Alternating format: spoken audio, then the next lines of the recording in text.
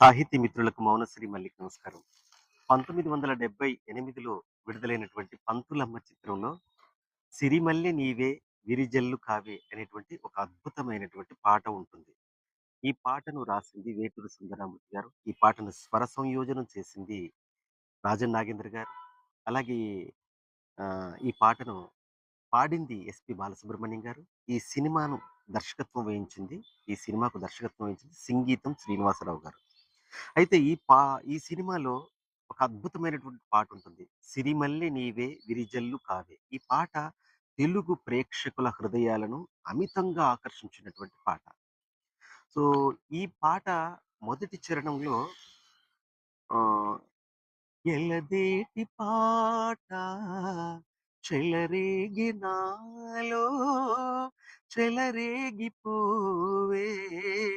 మధుమాసమల్లె ఎలమావి తోట పలికింది నాలో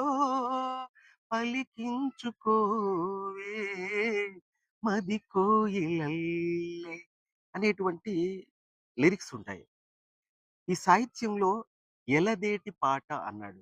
ఇంతకీ ఈ ఎలదేటి పాట అంటే ఏంటో చూద్దాం.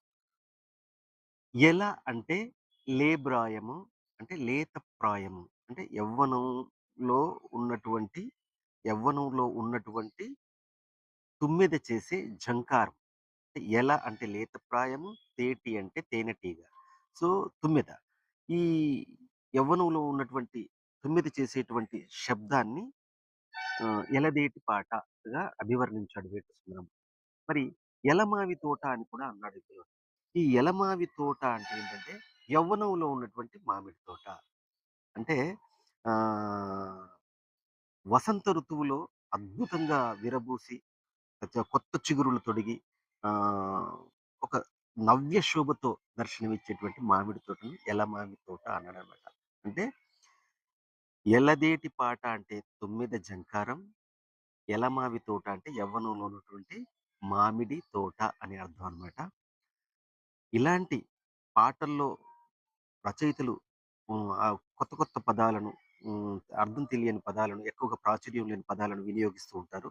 ఇలాంటి పదాలకు అర్థాలు మీకు తెలుసుకోవాలంటే నన్నడగండి. నేను చెప్పే ప్రయత్నం చేస్తాను. Follow me. Thank you so much.